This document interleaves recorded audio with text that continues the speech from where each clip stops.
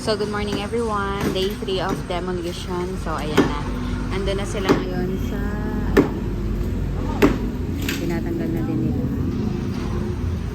So, ayan. Halos wala na rin yung CR. Doon, wala na rin yung CR. Ayan. At ayokong tumambay na dito. Natutusta ako sa area na to. Tustado yan. Ayan. So, baba na tayo. Andito ako ngayon sa baba kasi sa taas, yun yung napansin ko kahapon, natusta talaga ako dahil nga diba mas more on mataas, tas wala pang kisame. Ayan, for today's video is, ayan, kinakalas na nila yung pinakaanan ng bahay. Anong tawag dito? Parang entrance dito sa side na to. And then si kuya, ayan. Mga natitirang mga poste-poste na lang, wala na yung CR.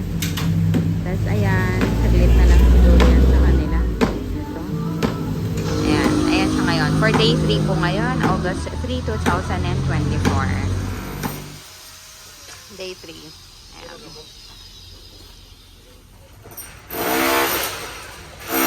Medyo makapal-kapal to. So medyo nahihirapan si Jericho. Okay pa naman. Wala na yung bubong niyan sa gilid. At nandito si Papa. Nakikitsika.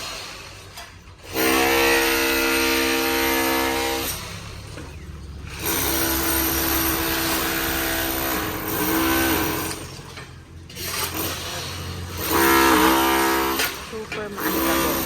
At nakalimutan ko mag-mask. Ooh! Feel the presence. Ah, para sa tag-init.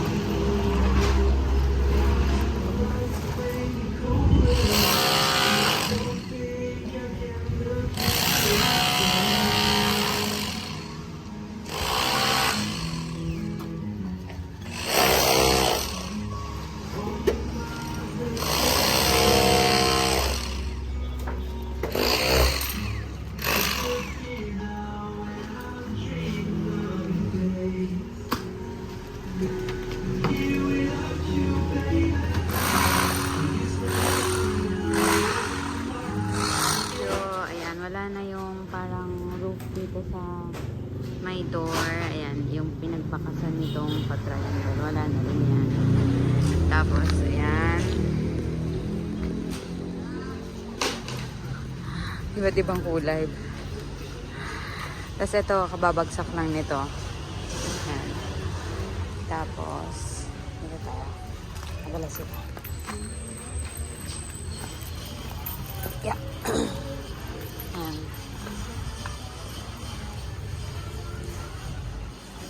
Diba? Ayan. Pang third day pa lang to ng demolition. Pero halos, ano na siya. Ayan na lang natitira at ang malaking pader. Itong maliit na poste. At mga konti-konting, ayan. Ayan.